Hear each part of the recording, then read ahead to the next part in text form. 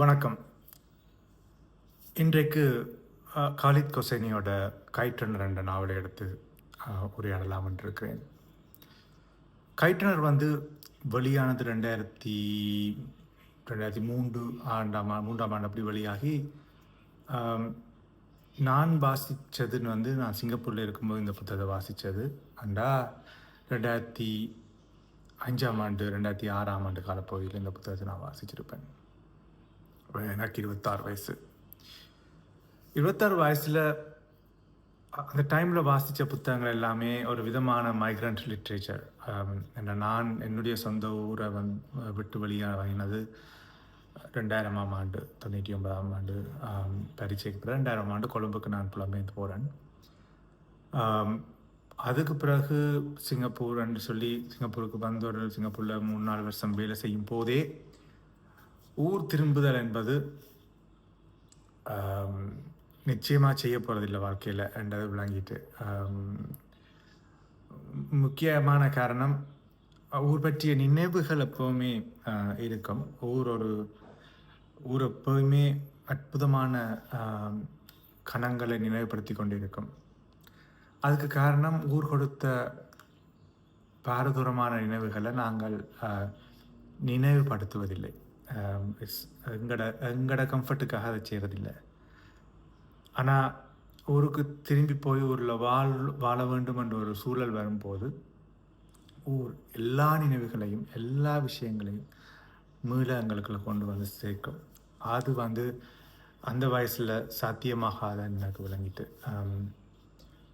அப்போ அது சம்மந்தமாக ஊர் பற்றிய நினைவுகள், ஊரை பற்றிய ஒரு அனிமோசிட்டி, ஒரு எதிர்ப்புத்தன்மை, இனி ஒரு புதிய நிலங்களில் எப்படி வாழ்க்கையை முன்னுக்கு கொண்டு செல்ல போகிறோம், எப்படியான மனிதர்களை சந்திக்க போகிறோம், இதை எப்படி சமாளிக்க போகிறோம். குறிப்பாக ஒரு வியர்ட் இன்ட்ரோவர்ட்னு நான் சொல்கிறேன்னா, ஆட்கள் இருக்கும்போது சகஜமாக பேசி பழகக்கூடிய தன்மை எனக்கு இருக்குது. ஆனால் அந்த டைமில் நானாக இருக்கிறதில்ல.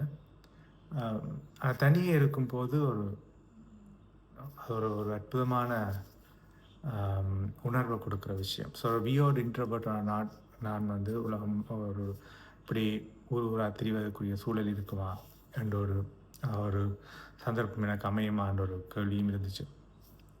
அந்த டைமில் நிறைய மைக்ரேஷன் சார்ந்த இமிக்ரண்ட் லிட்ரேச்சர் வாசித்து கொண்டு வந்தது. அரைமான புத்தகங்கள் தற்செயலாக வந்தது.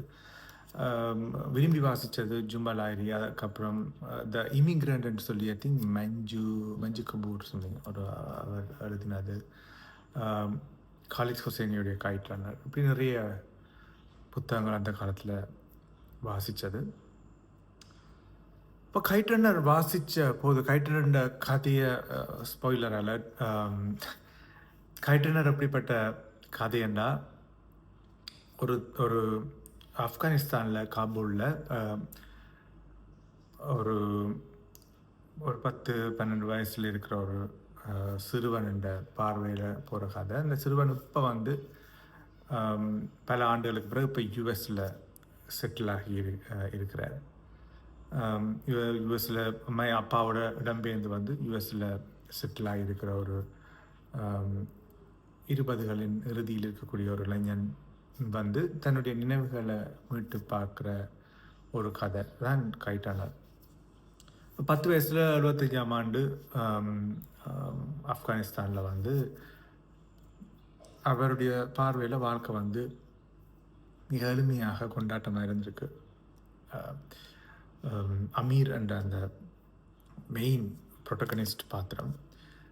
அமீர் ஒரு செல்வந்த குடும்பத்தில் பிறந்த பாஷ்டூன் என்ற ஒரு உயர் சாதியாக கருதப்பட்ட சமூகத்தை சேர்ந்த ஒரு பிரபுக்கள் குடும்பம் கூட சொல்லலாம். அந்த வீட்டில் வேலை செய்கிற ஒரு குடும்பம் தான் அங்கே வேலை செய்யுது. அந்த குடும்பத்தில் ஒரு மகன் தான் ஹசன். ஹசாரா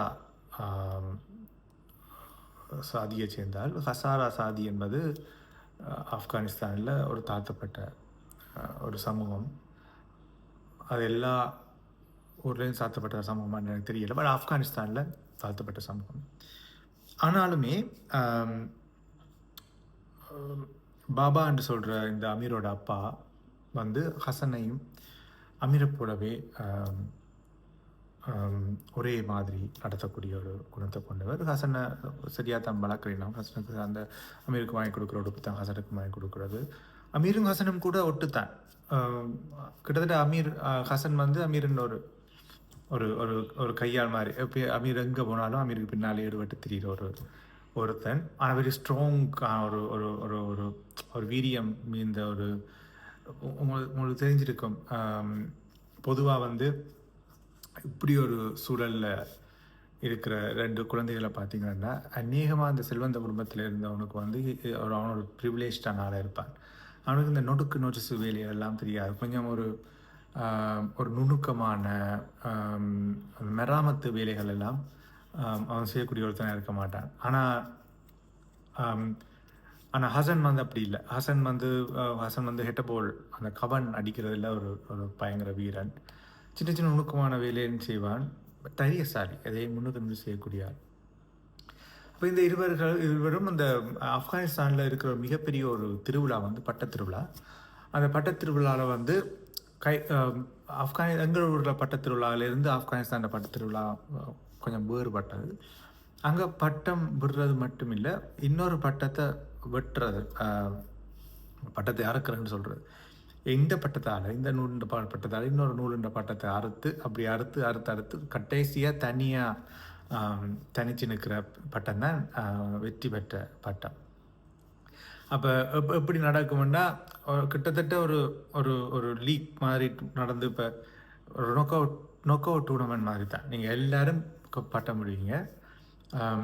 இப்போ அவனை இருக்கிறது ஸ்குயிட் கேம் மாதிரி பட்டத்துக்கு அந்த இதாக இருக்கிறது, இந்த இது பட்டதாக இருக்குது. அதுக்கு அடுத்தது கடைசியில் 2 பட்டம் மிஞ்சும் தானே, 2 பட்டம். அந்த 2 பட்டத்தில் ஒரு பட்டம் மற்ற பட்டத்தை அறுக்கும் போது அறுக்கப்பட்ட பட்டம் எங்கே போய் விழுதோ அதையும் பொறுக்கிற அது ஒரு ட்ராஃபி, வெல்றவனுக்கு ஒரு ட்ராஃபி. அப்போ 2ஐயும் வெற்றி பெற்றால் வந்து லைக் அது ஒரு அல்டிமேட் வெற்றி மாதிரி. அப்போ அமீர் வந்து ஒப்வியஸ்லி இந்த செட்டப்பை பார்த்தாலே உங்களுக்கு தெரிஞ்சிருக்கும். அமீர் வந்து பட்டம் விடுற ஆளாக இருப்பான். ஹசன் வந்து அந்த பாவன் பட்டத்தார தான் போய் எடுத்துக்கொண்டு வர ஆளாக இருப்பான். ஆல்மோஸ்ட் லைக் அ லேப்டாப், ரைட்? அப்போ இந்த ஒரு இதில் வந்து இவங்க 2 பேரும் ஒன்றா தான் விளையாட சொல்கிறது. ஒரு இடத்துல அமீருக்கு ஒரு பிரச்சனை என்று வரும்போது ஹசன் வந்து ஹெட்டபோல் அடிக்கிற மாஸ்டர் அந்த ஹெட்டபோலை பாவிச்சு அவங்கள வெறுட்டி அமீரை காப்பாற்றுறான். இப்போ ஒரு டூர்னமெண்ட்டில் வந்து பட்டத்திருவிழாவில் இதில் இன்னொரு பியூட்டி இருக்குது. அந்த நூல் வந்து எல்லாம் நூலுக்கு மேலே மாவை காய்ச்சி அதுக்கு மேலே சின்ன அந்த போத்துலோடுகளை அரைச்சிட்டு அதை களியாக்கி அதை அப்புறம் நூலில் நீவி நூலை வந்து வெரி ஸ்ட்ராங்காக வச்சுவாங்க. ஏன்னா இன்னொரு நூலை அறுக்கிறதுக்கு ஈஸியாக இருக்கணும். அப்போ நீங்கள் பட்டம் ஸ்ட்ராங்காக கட்டணும், நுணுக்கமாக கட்டணும். அதே நேரம் அந்த நூலும் வந்து ஒரு ஸ்ட்ராங்கான நூலாக இருக்கணும். தான் நீங்கள் மெட்ட நூலாக இருக்கலாம், அதே நேரம் ஹெவியாகவும் இருக்கக்கூடாது. இப்படி எல்லாமே செய்து அந்த இதில் வந்து வளமை போல அமீரோட பட்டம் வந்து எல்லா பட்டத்தையும் அறுக்குது. கடைசியில் 2 பட்டம் இருக்குது. அந்த பட்டத்தையும் அமீர் அறுக்கிறான். அமீர் அறுத்தோன்னே பட்டம் பறக்குது. ஹசன் அப்போ எடுத்தோன்னு வாரண்டான்னு சொல்லிட்டு ஹசன் ஓடுறான். ஹசன் இப்படி ஓடி ஓடி ஓடி ஓடி போய் பட்டத்தை எடுத்துட்டு திரும்புகிற இடத்துல வேண்ட ஒரு பிடிக்காத வேண்ட ஒரு எதிரி, அதாவது அமீருண்ட பாஸ்டூன் இனத்தை சேர்ந்த ஒருத்தன் வந்து இவன் வந்து ஒரு ஹசாராவோட விளையாடி கொண்டு இருப்பதெல்லாம் பிடிக்காம அமீரை டீஸ் பண்ணுறது. அப்போ அவன் வந்து ஹசனை பார்த்து, நீ பட்டத்தை பட்டம் எனக்கு நீ அந்த பட்டத்தை தானே. ஹசன் நான் தரமாட்டேன், அது அமீர் தான் வென்றது, இது எங்கட பட்டம் சொல்ல அல்லது நான் செய்கிறது நீ பேசாமல் வாங்கணும்னு ஏற்றுக்கொள்ளணும்னு சொல்ல. இந்த பிரச்சனை வந்து அவன் வந்து வேணால் ஒரு விதமான பாலியல் வல்லுறவு அந்த இடத்துல செய்கிறான், துஷ்பிரயோகம் வல்லுறவு. இப்போ செய்கிற டைமில் அமீர் அங்கே வாரான். அமீர் வந்து இது நடக்கல. அமீர் வந்து ஹசானை காப்பாற்றுறதுக்கு ஏதாவது முயற்சி செய்திருக்கலாம். ஆனால் அவன் செய்யாமல் அவன்கிட்ட ஒரே ஒரு நோக்கம், இந்த பட்டத்தை வாங்கி வந்து போகிறது, அப்பாட்ட சொல்கிறது, நான் பட்ட போட்டியில் வெற்றி பெற்றேன்னு சொல்லி. அப்போ இவர் ஹசனுக்கு இப்படி ஒரு abuse நடந்ததையும் கணக்கெடுக்காமல் to forget that they are 10 years old children தான், ரைட்? இவர் 2 பேரும் இப்போ திரும்ப வாரினம் பட்டத்தில் வெற்றி பெற்றாலும் உனக்கு ஒரு கில்ட்டி வந்து என்னென்னா, எனக்கு ஒன்று வைக்க ஹசன் வந்து என்னை காப்பாற்றினவன். ஆனால் ஹசனுக்கு ஒரு பிரச்சனை என்று வரைக்கல, நான் அவனை காப்பாற்றலை என்ற ஒரு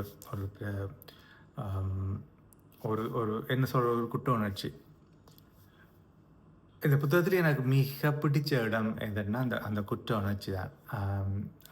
பியூட்டிஃபுல்லாக காலேஜ் ஹுசைனை காட்டியிருப்பார். குற்ற உணர்ச்சி எப்படி குற்ற உணர்ச்சி என்ன நீங்கள் கவனிச்சிங்களோ தெரியாது. நான் அனுபவிச்சிருக்கிறேன் இந்த விஷயத்தை. நான் அனுபவிச்சிருக்கிறேன்டா அந்த விஷயத்தை சொல்கிறேன். குற்ற உணர்ச்சி உங்களுக்கு ஒருத்தன் மேலே ஒரு விஷயத்தின் மேலே குற்ற உணர்ச்சி வருமாண்டா, ஒரு நேச்சுரல் இன்ஸ்டிங். இப்போ நீங்கள் நினைப்பீங்க, உங்களுக்கு அந்த அனுபவம் இல்லாமல் இன்னொருத்தன் அதை செய்கிறான்னு நினைக்க நீங்கள் என்ன நினைப்பீங்கண்டா, குற்ற உணர்ச்சி என்றது நீ குற்றம் செய்த நீ என்றா நீ போய் மன்னிப்பு கேட்கணும், செஞ்சதோட ஒத்துக்கொள்ளணும். ஒத்துக்கொண்டு மன்னிப்பு கேட்டு அதுக்கு ஏதாவது ஒரு பிரியாச்சித்தம் இருக்குமெண்டா பிரியாச்சித்தத்தையும் செய்துட்டா விஷயம் முடிஞ்சு, ரைட்? ஆனால் பல தடவைகள் குற்றம் செய்துட்டு குற்ற உணர்ச்சியை அடைகிறவர்கள் அந்த குற்றம் உணர்ச்சியை அடைஞ்சதுக்கான காரணம் அந்த எதிர்த்தரப்பு நினைச்சுக்கொண்டு எதிர்த்தரப்பு மேலே ஒரு வன்மத்தை காக்கிற ஒரு குணம் இருக்கு.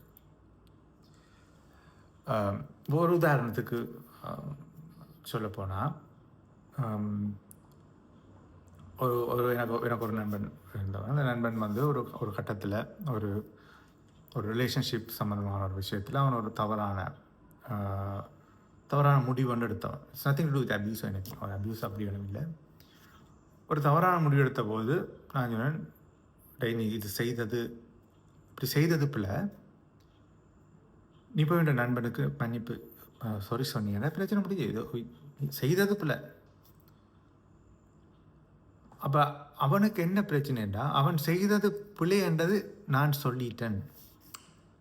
அந்த குற்ற உணர்ச்சியை வந்து நான் சுட்டி காட்டினதை அவனால் தாங்க முடியாமல் போய் அவன் அந்த ஐரணியை பாருங்க, அவன் இப்போ யார் மேலே அந்த ஒரு விதமான அநியாயத்தை செய்தானோ அவனோட சந்தோஷமாக ஹீ டிட்ன்ட் மேக்கப், ஆனால் அதை கடந்து ஒரு விதமாக அவனோட காய்ச்சி பழகி சந்தோஷமாக இருக்கான். ஆனால் என்னோட சண்டை ஏன் சண்டைன்னா, நான் அவனுக்கு நேரடியாக சொல்லிட்டேன். ஸோ தன்னுடைய கில்ட்டி கான்ஷியஸை ஃபேஸ் பண்ண இயலாத ஒரு இடத்துல அதை சுட்டி காட்டுறது அல்லது அந்த கில்ட்டி கான்ஷியஸை உணர்த்தக்கூடிய சூழலை நாங்கள் வன்மத்தோடு நிராகரிக்கிறது, இது தனி மனிதர்கள்ட்ட இருக்குது, சமூகத்திட்ட இருக்குது. இப்போ உதாரணத்துக்கு பார்த்தீங்கன்னா, இப்போது ஒரு இலங்கை இராணுவம் வந்து முள்ளிவாய்க்காலில் மிகப்பெரிய ஒரு மனித உரிமை மீறலையும் ஒரு இனப்படுகொலையும் செய்தது. நிறைய சிங்களவர்கள் அந்த அதுக்கு காரணம் சொல்ல முடியாது இல்லையா? இப்போ ஒரு குறிப்பிட்ட ஒரு இராணுவமோ ஒரு சில அரசியல் சமூகமோ திட்டமிட்டு செய்கிறதுக்கு மொத்த அந்த மக்களை நீங்கள் காரணப்படுத்த முடியாதானே? ஆனாலுமே நிறைய சிங்களவர்கள் அதை ஏற்றுக்கொள்றதில்லை பாருங்க. அதை ஏற்றுக்கொள்ளாமல் அந்த குற்றத்தை நாங்கள் உணர்த்துகின்ற போதெல்லாம், நீ செய்யலையா, நீ எந்த பிளவுடையிலையா அப்படின்னு சொல்லி வேறு ஏதோ ஒரு பிரச்சனையை சொல்லி தங்களுடைய குற்ற உணர்ச்சியை இன்னும் அதிகமாக்காத மாதிரி பார்த்துக்கொள்வது, அல்லது வேர்ஸ் கம்ஸ் டு வேர்ஸ் எங்களோட தொடர்பை முறிச்சு கொள்வது. இப்படி நீங்கள் அரசியல் எல்லாம் நீங்கள் பார்த்துருக்கலாம், பொது வாழ்க்கையில் இயங்குகிற பலரை பார்த்துருக்கலாம், இலக்கியவாதிகள் அந்த செயற்பாடுகள் பலர்கிட்ட பார்த்துருக்கலாம். அப்போ அந்த விஷயத்தை மட்டுமே அடிப்படையாக வச்சுக்கொண்டு எழுதப்பட்ட நாவல் கைட்டண்டர். இப்போ நான் கதைக்கு திரும்பி போகிறேன். அப்போ இவன் இந்த குற்ற உணர்ச்சியில் என்ன செய்கிறான்டா, ஹசனை வந்து ஐயோ ஹசனை பார்க்குற போதெல்லாம் அவனுக்கு குற்ற உணர்ச்சி, நான் அவனை காப்பாற்றலேன்னு சொல்லி. அப்போ அவன் என்ன செய்கிறான்டா, பாருங்க என்ன செய்கிறான். ஹசன் வந்து தன் காசை திருடிட்டான்னு சொல்லி ஒரு பொய் குற்றம்னு சொல்லி ஹசனையும் அந்த அப்பாவையும் வீட்டை விட்டு அனுப்புகிற ஒரு சூழலுக்கு ஏற்படுத்துகிறான் அமீன். அது தண்டை குற்ற உணர்ச்சிக்கான குற்ற உணர்ச்சியிலிருந்து மீள்வதற்கான ஒரே ஒரு வழி குற்ற உணர்ச்சியை எனக்கு அடிக்கடி ஞாபகப்படுத்துகிறவனை இல்லாதொழிக்கிறது. அதை செய்தாலுமே குற்ற உணர்ச்சியிலேருந்து மீள முடியாது பாருங்க. அந்த குற்ற உணர்ச்சி அமீரை வாழ்க்கை முழுக்க துரத்துது. அமீரும் அப்பாவும் இந்த டைமில் இது சோவியத்துடைய இது ஒரு என்ன சொல்கிறது கோல்ட் வார் நடந்து கொண்டிருந்த காலம் என்றதால் இப்போ சோவியத்தோட இன்வேஷன் ஆக்கிரமிப்பு ஆப்கானிஸ்தானில் நடக்க போகுது என்றதால நடக்குதுன்றால அமீரும் அப்பாவும் வந்து அங்கேருந்து பாகிஸ்தானுக்கு புலம்பெயர்ந்து போய் அப்புறம் பாகிஸ்தான்லேருந்து அமெரிக்காவுக்கு வரணும். அப்போ அமெரிக்காவில் அமெரிக்காவில் இப்போ பாருங்கள் பிரபுவாக இருந்த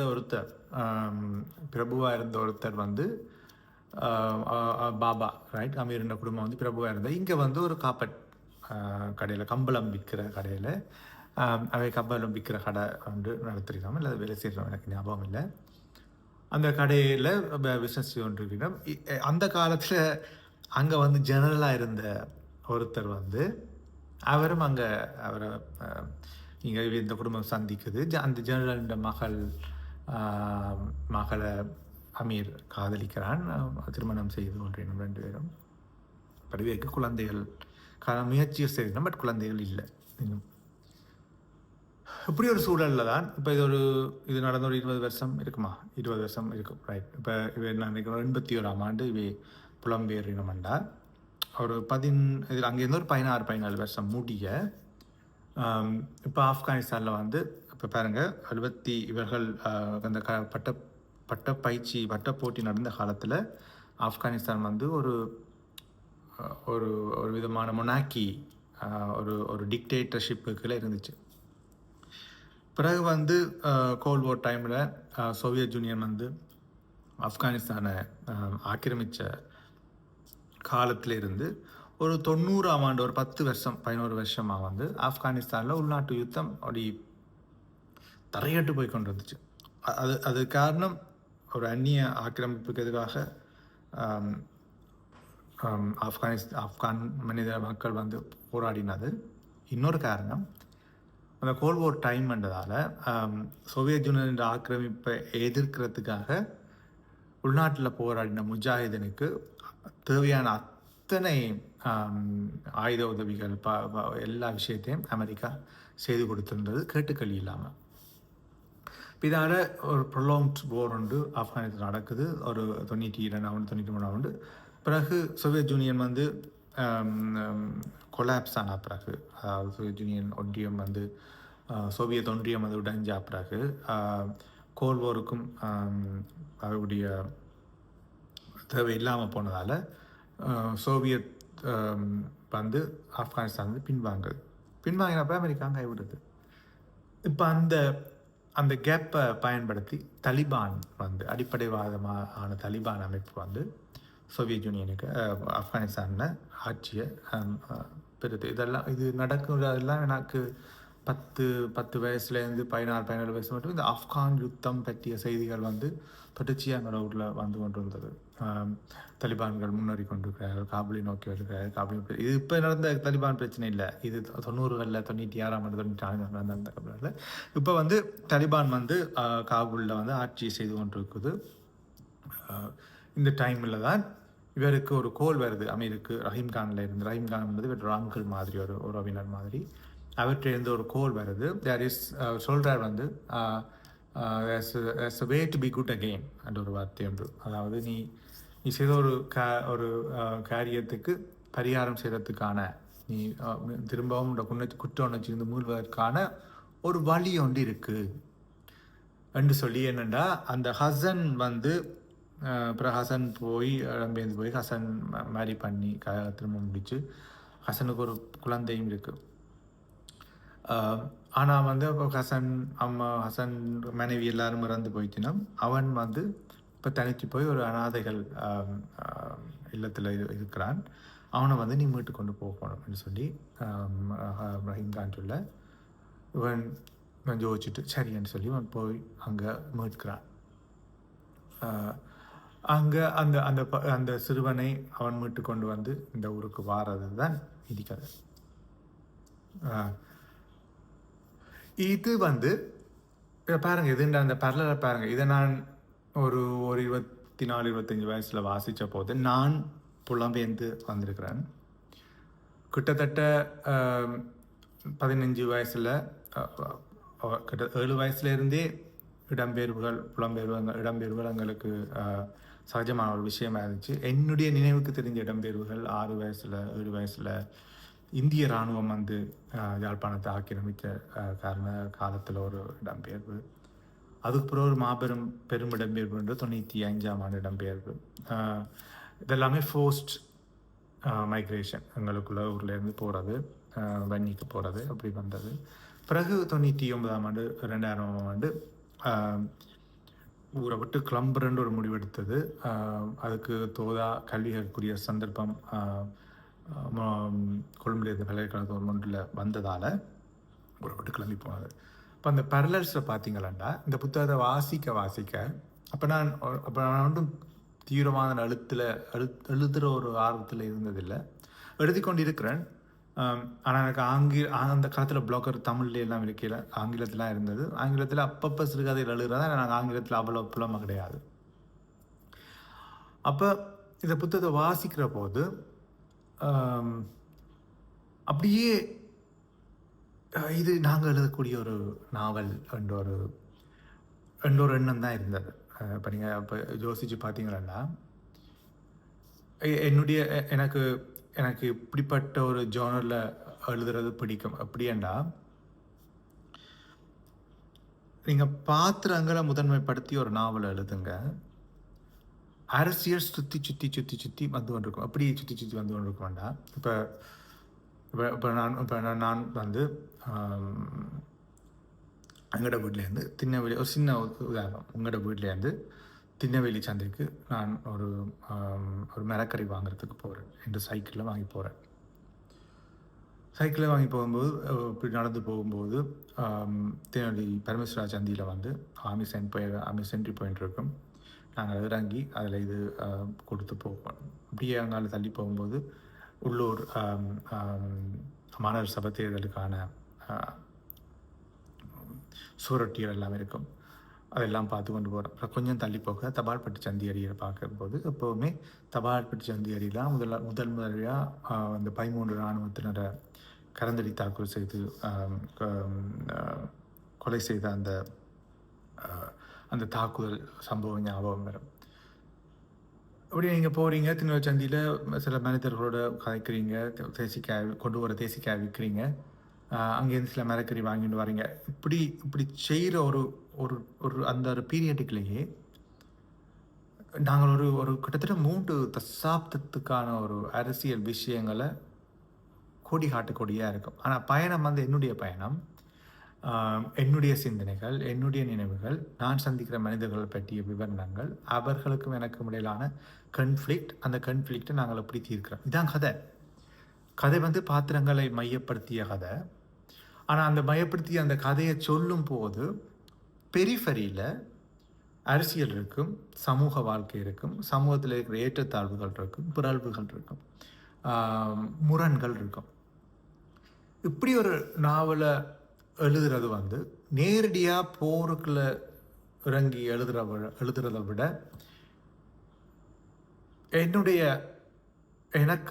நான் வாசித்த வாசிப்பின் அடிப்படையில் வெரி எஃபெக்டிவாக இருக்குமென்ற ஒரு எண்ணம் எனக்கு இருக்கிறது. அதுக்கு இன்னொரு காரணம், நேரடி போர் சார்ந்த எழுத்துக்கள் எழுதக்கூடிய ஒரு பக்குவமோ அதை பற்றி ஒரு ஆழமான அனுபவமோ எனக்கு இல்லாத ஒரு காரணமாக இருக்கலாம். அப்போ கைட் ரன்னரை வாசித்த போது இது இது எழுதக்கூடிய விஷயந்தான். ஏனெண்டா கிட்டத்தட்ட அந்த அந்த அமீர், ஹசன் போன்ற அந்த சிறுவர்களில் ஒருத்தனை நான் இருந்திருக்கிறேன். அந்த சிறுவர்களோட வாழ்க்கையை அறிஞ்சவன். அது சம்மந்தமான அங்கே விளையாட அந்த கிரிக்கெட்டில் இருக்கிற துரோகங்கள், லாப்பிகள், கிட்டத்தட்ட அந்த வெம்பிளி ஆஃப் ஜஃப்னால சம்மந்தமாக ஒரு சின்ன ஒரு நோட்டில் ஒரு விஷயம் இருக்கும். அந்த சொக்கரில் இருக்கிற அந்த அழிச்சாட்டியங்கள், அந்த விஷயங்கள். இதில் ஒரு அளவுக்கு மேலே அந்த அநியாயம் இன்னும் கூடும். அப்போ இது எல்லாத்தையும் சொல்லிக்கொண்டு தென் மைக்ரேஷன் அண்ட் ரிடம்ஷன் என்று நான் எதை சொல்கிறேன்னா, இப்போ போய் ஊருக்கு திரும்பி போய் ஏதாவது செய்கிறது, எங்களோட குற்ற உணர்ச்சியை சமாளிக்கிறதுக்காக, குற்ற உணர்ச்சிக்கு பரிகாரமாக இப்போ நாங்கள் ஆஸ்திரேலியாவில் வந்து சிங்கப்பூர்லேருந்து செட்டில் ஆகிட்டோம். இப்போ போய் ஊருக்கு நாங்கள் செய்கிறது ரைட். என்னோட எல்லா பிரச்சனையும் முடிஞ்சுது. இப்போ நான் ஊருக்கு போய் செட்டில் ஆனால் என் குற்ற உணர்ச்சியெல்லாம் போயிட்டு நான் சந்தோஷமாக வெளிநாட்டில் நிம்மதியாக வாழ்கிறதே ஒரு குற்ற உணர்ச்சியாக கருதுகிற ஒரு சமூகம் இருக்குது இங்கே.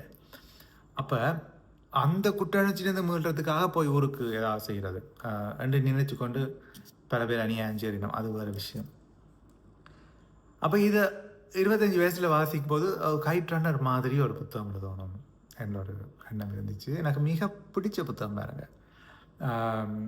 அது என்ன இப்போ இன்னொரு ஐ திங்க் இந்த போய் இன் ஸ்ட்ரிப்ட் பிஜாமாஸ்ன்ற ஒரு நாவல். அது வந்து ஹொலோகாஸ்ட் காலத்தில் எழுதப்பட்ட நாவல். அதுவுமே இப்படித்தான் ஒரு 2 சிறுவர்களுக்கு கூட கதை சொல்லுவது என்பது ஒரு இஃபெக்டிவாக இருக்கும் என்ற ஒரு எண்ணம் இருந்தது. கொல்லைப்புறத்து காதலிகளில் ஒரு ஒரு ஒரு 10 சிறுவனை பயன்படுத்தினதுக்கான காரணங்கள் வந்து இந்த புத்தகங்கள்லேருந்து பட்ட அனுபவங்களாக, கைட்ரனராக இருக்கட்டும், மடல்டுவாவாக இருக்கட்டும், ஸ்ரீரங்கத்து தேவதைகளாக இருக்கட்டும், சுவாமி இன்ஃப்ளூயன்ஸாக இருக்கட்டும், நிறைய புத்தகங்கள் வந்து இப்படி சிறுவர்களுக்காக சொல்லிக்கல இஃபெக்டிவாக இருக்கும். அதில் அந்த உவத்தல் காய்த்தல் இல்லாமல், சிறுவர்கள் ஜட்ஜ்மெண்ட் இல்லாமல் சொல்லக்கூடியவர்கள் கதைகளை, அது இன்னும் எஃபெக்டிவாக ஒர்க் அவுட் ஆகும் என்ற ஒரு எண்ணம் எனக்கு இருந்தது. அது 25 வயசில். இப்போ நாளைக்கு ஞாயிற்றுக்கிழமை எங்களுடைய மெல்பர்ன் வாசர் வட்டத்தில் கைட் ரன்னர் அடுத்து செய்கிறோம் நினைக்கிறேன். முதல் செய்கிற ஒரு ஆங்கில நாவல், ஆங்கில மொழிபெயர்ப்பு நாவல்கள், தமிழில் ஆங்கிலத்திலிருந்து மொழிபெயர்க்கப்பட்ட நாவல்கள் நிறைய செய்திருக்கிறோம் வாசர் வட்டத்தில். இதுதான் முதல் ஆங்கிலத்திலேயே மூலமாக எழுதின ஒரு நாவலை ஆங்கிலத்திலேயே வாசித்து உரையாட போகிற இது. அப்போ இதுக்காக திருப்பி வாசிக்க தொடங்கினேன். திருப்பி வாசிக்க தொடங்கியதான் இப்போ இதுக்கு பிறகு நான் சொல்ல போகிற விஷயங்களை நீங்கள் ஒரு கிரிட்டிசிசமாக பார்க்கலாம், அல்லது எப்பவுமே இப்படித்தான் என்று யோசிக்கலாம். அதல்ல, இப்படித்தான் பாருங்கள். ஒரு நாவல் வந்து எழுதப்பட்டது, இவர் வந்து என்னுடைய 35 வயசுலேயும் 36 வயசில் காலத்து கொஸ்டினை எழுதுகிறார். எழுதும்போது அந்த நாவல் 2003 வெளியாகுதுன்றா அது வந்து அந்த டைம் லைனில் அப்படியே ஸ்டக் ஆகி நிற்குது அந்த நாவல். சரி, இப்போ ஒரு என்பவனு பிறந்து ஒரு பயணத்தை செய்து கொண்டு ஒரு 25 வயசில் இருக்கிற ஒரு மெச்சூரிட்டியோட இந்த நாவலை ஒருத்தன் அணுகிறான். அணுகும்போது அந்த நாவல் ஒரு மிகப்பெரிய பரவசத்தை காட்டுது. அந்த கணம் உண்மையானது, அது விளங்குதா? அந்த கணம் வந்து உண்மையானது. இப்போ அவனுக்கு இப்போ 25 வயசு. இப்போ 25 வயசுலேருந்து கிட்டத்தட்ட 20 வருடம் கழிந்து 45 வயசுலேருந்து திருப்பி இந்த நாவல் எடுத்து வாசிக்கிறான். இந்த நாவல் எடுத்து வாசிக்கும்போது இதுக்கிடையில் 20 வருஷமாக அவன் புதிய மனிதர்களை சந்திச்சிருக்கான். புதிய உலகம் பற்றிய அவனுடைய பார்வை கொஞ்சமே மாற்றம் அடைஞ்சிருக்கு. நிறைய மனிதர்களோட அனுபவம் இருக்குது. நிறைய புத்தகங்களை வாசிச்சிருக்கிறான். வாழ்க்கையை ஏதோ ஒன்று அவனை கொடுத்துருக்குங்க. இதை வச்சுக்கொண்டு திருப்பி நான் கைட் ரன்னரை வாசிக்கிறேன். இப்படி கைட் ரன்னரை வாசிக்கும்போது ரெண்டு விஷயம் நடக்கும். ஒன்று வந்து முன்னர் வாசிக்கைகள் இருந்த அனுபவத்தோடு மிகப்பெரும் அனுபவத்தை திருப்பி கொடுக்கும். அதாவது அதுன்ற 2 மடங்கு அனுபவத்தை கொடுக்கும். நேற்று செய்த அனகஸ்டம்டத்தை நான் திருப்பி வாசிக்கும் போது, நான் ஆரம்பத்தில் அனகஸ்டம்டத்தை வாசித்ததை விட கிட்டத்தட்ட ஒரு 10 மடங்கு பேர் அனுபவத்தை எனக்கு அந்த புத்தகம் கொடுத்துச்சு. கைட்டுணரை வாசிக்கும்போது அதனுடைய ஒரு ஒரு நேர் எதிரான அனுபவம் எனக்கு கிடைச்சிது. அதுக்கு காரணம் நான் எப்படி யோசிக்கிறேன்டா, எனக்கு இந்த ரிடம்ஷன் ஸ்டோரிஸில் நம்பிக்கை இல்லாமல் போயிருக்கு. இப்போ 45 வயசில் that's nothing called redemption stories. வரலாற்றில் வந்து இந்த தனி மனித ரிடம்ஷன்ஸ் எல்லாமே ஒரு ஒரு ஒரு ஒரு ஒரு திரைப்படத்துக்காக ஒரு வெறும் கதை சொல்லலுக்காக பயன்படலாம் ஒழிய, அல்லது எங்கேயாவது இருந்துட்டு ஒருத்தருக்கு அது நிகழ்ந்திருக்கலாம் ஒழிய, அதால் நாங்கள் பெற்றுக்கொள்வது எதுவும் இல்லை. இப்போ அமீர் வந்து அந்த இடத்துல ஹசன் அவன் காப்பாற்றாமல் போனது அது அவனுடைய தன்னியல்பு வேறுங்க. அந்த இடத்துல அவன் he was a coward and he was a coward. அது ஒரு கவர்டினஸ் தான், இல்லை. நான் சிறுவன். அவனுக்கு ஒரு 10-11 வயசில் இருக்கிற சிறுவனுக்கு என்ன செய்கிறதுன்னு தெரியாது. அவனுக்கு எல்லோரும் பிறக்கும்போது ஒரு மிக அறம் வாய்ந்த மனிதர்களாக, சிறுவர்களாக இருக்கும்போது மிக தேர்ந்த அறம் வாய்ந்த மனிதர்களாக இருப்பதில்லை. நான் வளர்ந்து ஒரு கட்டத்துக்கு பிறகு, அதுக்கு பிறகும் உனக்கு சந்தர்ப்பங்கள் எல்லாம் அமைஞ்சா பிறகும் அறத்தினிருந்து, அதாவது நீ வரிந்த அறத்தினின்று மீறுவது என்பதுதான் பிரச்சனையான விஷயம். அடிக்க ஒரு 10 வயசு சிறுவன் அறத்தோடு நின்று அவனை காப்பாற்றி இருக்கணும், அவன் பயந்திருக்கக்கூடாது என்று நினைக்கிறது, அதோட ஸ்டூபிடிட்டியாக தான் நான் பார்க்குறேன். அந்த பாத்திரம் வடிவமைக்கிட்ட விடம் எனக்கு பிடிச்சது. எப்போ அந்த பிரச்சனை வந்ததுண்டா, இவன் வந்து அமெரிக்காவுக்கு வந்தா பிறகு நடக்கிற சம்பவங்கள், அதுக்கு போய் மீட்டெடுக்கிற விஷயங்கள், அதில் இருக்கிற ஒரு அபத்தம் தான் எனக்கு இருந்துச்சு. தலிபானை காட்டின விதம், தலிபான் வந்து ஒரு மிக மோசமான அடக்குமுறை ஆன ஒரு அமைப்பு என்பதிலுமோ, அல்லது தலிபான் வந்து மிக ஒரு பிற்போக்குத்தனமான மனித உரிமைகளை பற்றி எந்த அக்கறையும் இல்லாத, எந்த ஒரு அறிவு செயற்பாட்டு பற்றி எந்த திறனும் இல்லாத ஒரு அமைப்பு என்பதில் எந்த சந்தேகமும் இல்லை பாருங்க. ஆனால் அது கூட போதாது என்று சொல்லி அந்த அந்த தலிபான் அவனுடைய அந்த எதிர்பெற அவனை ஒரு விதமான ஒரு ஒரு ஒரு கேயிஷ் கேரக்டராக, ஒரு அப்யூசராக, ஃபிடோஃபைலாக காட்டி அந்த அந்த வன்மத்தை மிக அதிகப்படுத்தும் போது தான் இவனுடைய செயற்பாடு, இவனுடைய ரிடம்ஷனுடைய மதிப்பு அதிகமாகும் என்றதுக்காக செய்த சில விஷயங்கள் கொஞ்சம் ஓவராக தான் இருந்துச்சு. இதில் இன்னொரு பிரச்சனை இருக்குது பாருங்க. இது பலருமே இந்த விமர்சனம் சொல்லியிருக்கணும். கைட்ரன்னர் வந்து வாஸ் அன் அமெரிக்கன் சேவியர், ஈகோவை ப்ளீஸ் பண்ணுறதுக்கு எழுதப்பட்ட நாவல் என்று நான் சொல்கிறேன்.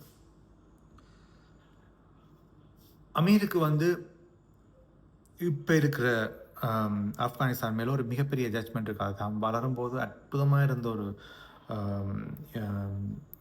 இருந்த ஒரு நாடு வந்து இப்போ வந்து மிக கேவலமாக தலிபான்கிட்ட அடிமைப்பட்டு கிடக்கு.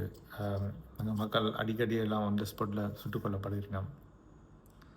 அண்ட் அவன் அந்த சொல்கிற விதம், தட்ஸ் நத்திங் ராங், அதில் தவறில்லை. அவன் சொன்ன விஷயம் மட்டும் அப்படி தான் நடக்குது, அது வேறு விஷயம்.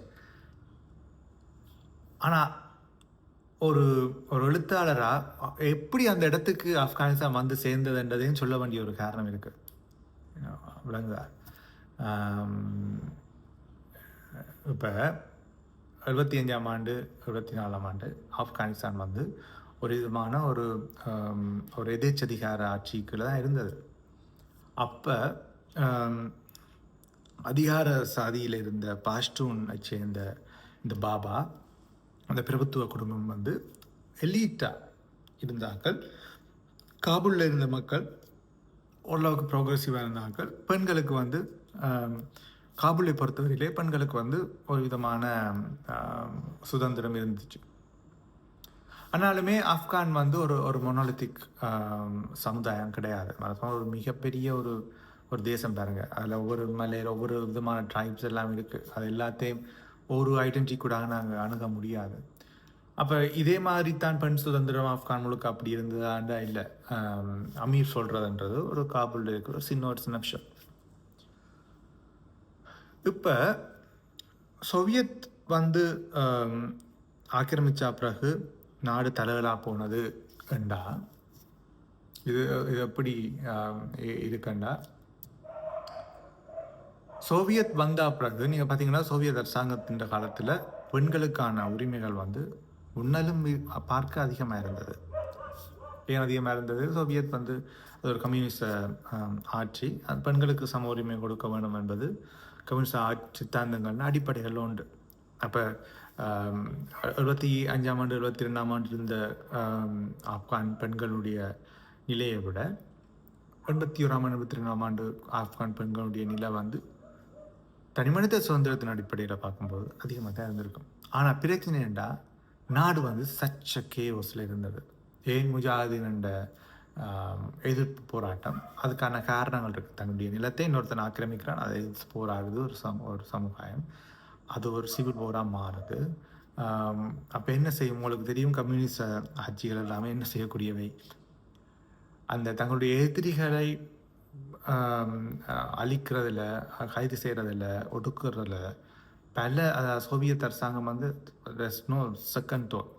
அதில் அந்த அந்த அந்த ஒரு நீதி நேர்மை அதெல்லாம் கிடையாது. எல்லாமே சட்டத்துக்கு புறம்பான செயற்பாடுகள்லாம் ஆக்களை பிடிக்கிறது கொள்வது. கம்யூனிசம் சார்ந்து அதிகாரத்துக்கு வந்த பல அமைப்புகள் அதைத்தான் செய்தது. இதில் ஈழத்தில் இருந்த போராளி குழுக்கள், தமிழ் போராளி குழுக்களாக இருக்கட்டும், அல்லது சிங்களத்து ஜேபி குழுக்களாக இருக்கலாம், அதாவது உலகம் முழுக்க வந்த போராளி குழுக்கள், இது நடந்தது. அதை நாங்கள் தவிர்க்க முடியாது, அதை நாங்கள் மறக்க முடியாது. இப்போ இந்த போராட்டம் 10 வருஷமாக இருக்க ஆப்கானிஸ்தான் கொலாப்ஸ் ஆகுது பாருங்க. அமெரிக்கா தொடர்ந்து முஜாஹிதீனுக்கு சப்போர்ட் பண்ணி கொலாப்ஸ் ஆகி கோல்ட் வார் முடிஞ்ச பிறகு, சோவியத் யூனியன் உடைஞ்ச பிறகு, சோவியத் அரசாங்கம் படைகள் ஆப்கானிஸ்தான் விட்டு வெளியேறுது. வேலை முடிஞ்சு வெளியேறுது. இப்போ சோவியத்தினுடைய த்ரெட் இல்லை என்ற உடனே அமெரிக்கா என்ன செய்யுதுன்னா தானும் அந்த இடத்துலேருந்து வெளியேறுது. சவுண்ட்ஸ் ஃபேமிலியா? அப்போ பாருங்க, நீ ஒரு நாட்டை வந்து உன்னுடைய சுயநலத்துக்காக அந்த நாட்டின் ஒரு ஆயுதக்குழுவுக்கு நீ ஆயுதங்களை கொடுத்து அந்த போராட்டத்தை செய்ய வைக்கிற. அந்த ஆயுதக்குழுவுக்கும் காரணம் இருக்குது, பொறுப்பு இருக்குது, இல்லைன்னு நான் சொல்லலை. ஆனால் என்ன நடக்குது, உனக்கு நீ அந்த தேவை இல்லைன்றா பிறகு அந்த நாடு கேடு கட்டாலும் பரவாயில்ல, அந்த நாட்டிலேருந்து நீ விலகி போகிற பேர். அந்த அரம்பேற்ற செயலை பற்றி ஹாலித் ஹுசைனி எந்த இடத்துலையும் அதை பற்றி பெருசாக சொல்லலை. அப்படி அமெரிக்கா வந்து கைகாலுவின இடத்தை தான் தலிபான் வந்து மறுபடியும் பிடிச்சு கொண்டது. திருப்பி ரிப்பீட் ஆனது பைடனுடைய காலத்தில். திருப்பி அமெரிக்கா அங்கே இந்த விழாப்புறம் அந்த நாட்டில் அதாவது நீங்கள் ஒசாமா பின் லாடன் அங்கே இருக்குமென்று நினச்சி கொண்டு அங்கே போய் அடித்து அந்த நாட்டை சீரழித்து, அப்புறம் கொஞ்சம் காலம் அந்த நாட்டை ஆக்கிரமித்து வச்சுருந்துட்டு, நீ இந்த நாட்டை வச்சிருக்கிறதால எந்த பிரயோசனம் இல்லை, எங்களோட ஃபோக்கஸ் வேற ஒரு இடத்துல இருக்கணும்னு சொல்லிட்டு அங்கே அந்த வெளியேறைக்கில் திருப்ப தலிபான்கிட்ட இருக்குது. அப்போ ஆப்கானிஸ்தானுடைய தலிபான் வந்து நடு ரோட்டில் பெண்களையும் குழந்தைகளையும் தம்மை எதிர்த்தவர்களையும் சுட்டு கொள்ளுதுண்டா, அதுக்கு முழு காரணம் யாருண்டா சோவியத் அரசாங்கம்,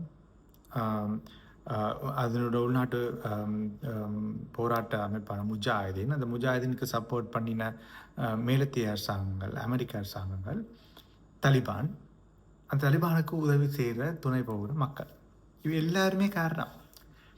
சும்மா தலிபானை மட்டும் சொல்லிட்டு போகிறதுல சரியல்ல. அது அப்படி உனக்கு ஒரு தனி எதிரி வேணும், அந்த தனி எதிரியை தலிபானை பிச் பண்ணுற, அந்த தலிபான்லேயும் இருக்கிற ஒருத்தன் வந்து பட்டு மோசமான ஃபிடோஃபைல், குழந்தைகள் துஷ்பிரயோகம் செய்யக்கூடியவன், பாலியல் வல்லுறவு செய்யக்கூடியவன், கே என்றெல்லாம் அவனை போர்ட்ரே பண்ணிட்டு அவன்கிட்ட இருந்து ஒரு குழந்தையை நீ மீட்டு கொண்டு அமெரிக்காவுக்கு கொண்டு வர அந்த ரிடம்ஷன் ஸ்டோரின்ற அபத்தம் தான் இந்த நாவலுடைய மிக பிரச்சனையாக இப்போ எனக்கு தெரியுது. இதெல்லாம் சாத்தியம் இல்லை பாருங்க. இது இப்படியும் இல்லை. நீங்கள் ஒரு ஒரு ஒரு சிறுவனை ரிடம்ஷன் பண்ணுறது மூலம் ஒரு சின்ன நம்பிக்கையை நீங்கள் வாசகர்களுக்கு கொடுக்கக்கூடாது.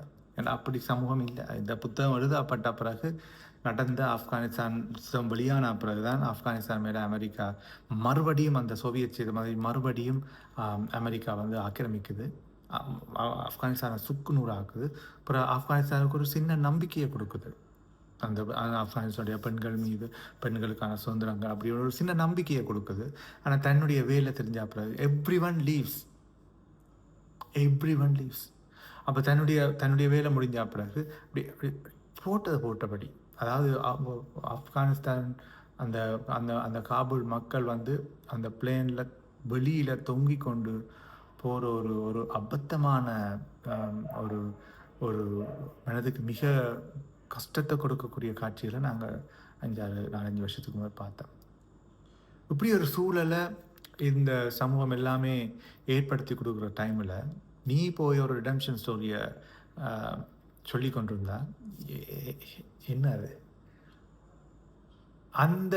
அந்த சேவிய மைண்ட் செட் அது பிடிக்கல. அது அந்த ஒரு மிக மோசமான ஒரு முட்டாள்தனமான முடிவு.